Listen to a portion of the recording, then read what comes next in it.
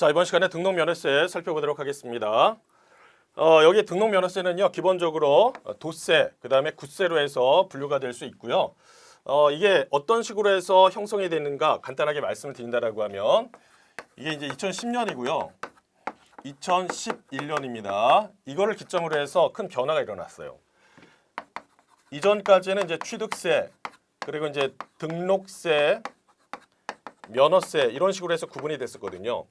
등록세는 다시 예를 들어서 부동산 등 관련했을 때 소유권 내용이 있었고요. 반면에 그 소유권 외 내용으로 해서 이렇게 나눠졌습니다. 그래서 2011년이 돼가지고 어떤 식으로 해서 이걸 다시 분류했냐라고 하면 취득세와 등록세 중에서 부동산 등의 소유권 관련된 내용이 이제 이게 취득세가 됐고요.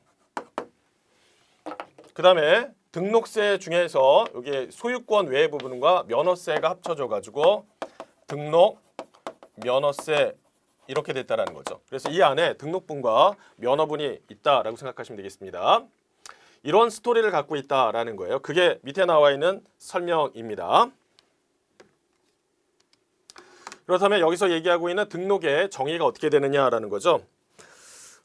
이 소유권 외라고 했었으니까 여러 가지 권리 관련했을 때 이게 변경이 된다든지 그 다음에 뭐 소멸이 된다든지 등등의 여러 가지가 나타나 이런 것들을 갖다가 공부상 적는다라고 생각하시면 됩니다. 이걸 어떤 경우에는 등기라고 하고 또 다른 상황에서는 등록이라고 한단 말입니다.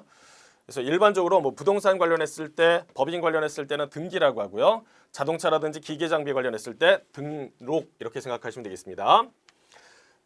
그래서 여기 다만 이하를 보시면 취득을 원인으로 이루어지는 등기 또는 등록은 제외한다라고 되어 있어요.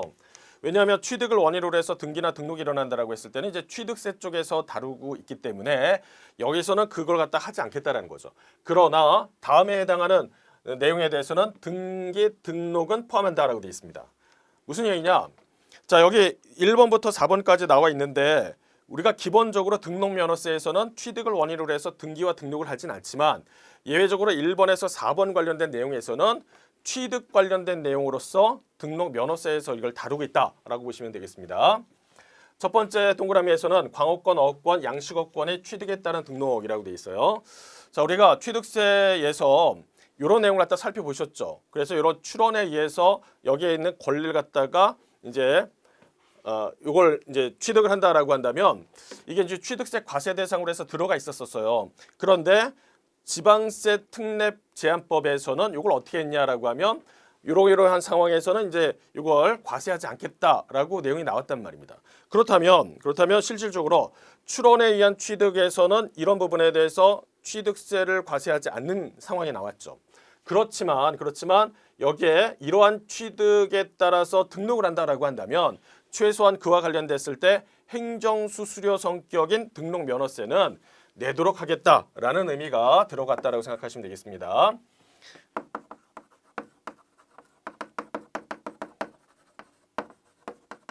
이 성격이 굉장히 강해요.